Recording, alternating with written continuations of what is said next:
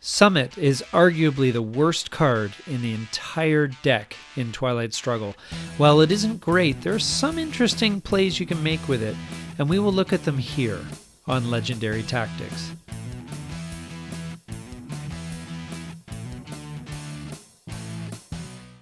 Although the subject of the event might imply something more impactful, the Summit event card is one of the weaker cards in any of the decks of Twilight Struggle. While it might be one of the worst cards in the game, it doesn't mean that you can't use it for your benefit. We will take a look at that now. First of all, a quick look at the event. This is a mid-war neutral card worth 1 operations point. If a player triggers the event, each player rolls 1 die, and adds 1 to the roll for each region that they dominate or control. The winner gets to score 2 victory points and move the DEFCON marker 1 space either way, either improving or worsening the DEFCON level at their discretion. Interestingly, ties are not re-rolled and the event has no effect. Neither player should be especially excited to draw this card. 1-op is never very useful, and taking the event could possibly lead to DEFCON suicide if you roll poorly. The way this could happen is if you played the event to DEFCON 2, and if you lose the die roll, your opponent can move the DEFCON marker 1 space to the right to DEFCON 1 and end the game. Because you played the card that essentially caused this, even though your opponent was the one to move the marker, the responsibility falls on you for causing global thermonuclear war, and you lose the game. So it's a big risk to play this event, even if you have a very positive modifier to your die roll, and this is why this card is so disliked. So let's take a quick look at the odds.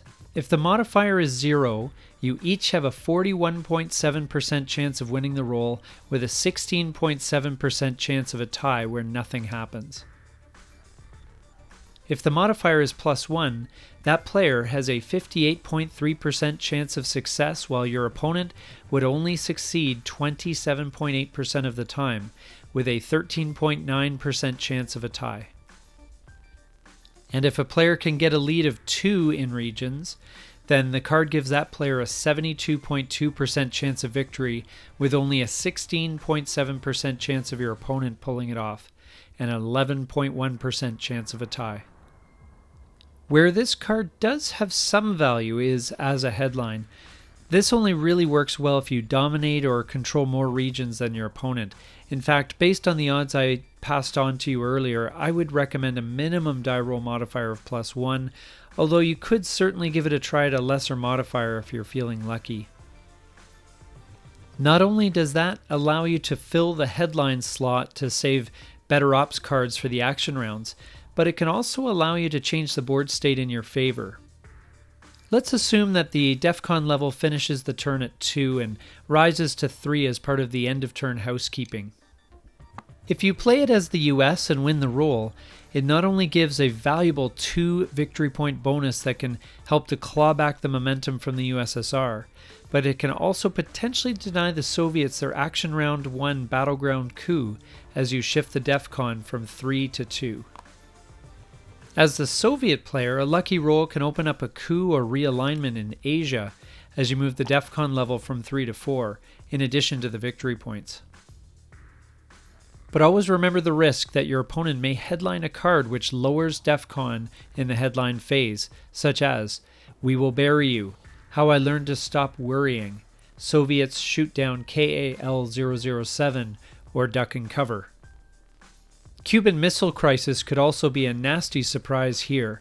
These cards could certainly make for a stressful die roll, even at good odds, and could cost you the game. Also, this card can be used as a kind of Hail Mary pass if you need 2 victory points to either claim victory or stave it off. If the situation permits it, you may even want to make that roll at a negative modifier if it can potentially help you win the game, especially if you feel the game's momentum changing against you.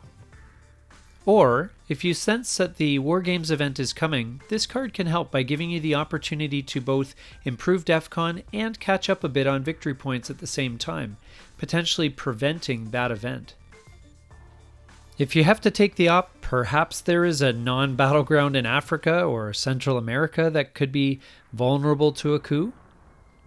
So all in all, for either player, this is not a great card, but a potentially workable event, especially as a headline in the right circumstances. This has been our analysis of the Summit event card in Twilight Struggle. We hope you enjoyed this video and got some great value from it. If you did, please take a moment to like, subscribe, and comment down below. Thank you so much for watching, and we will see you next time here on Legendary Tactics.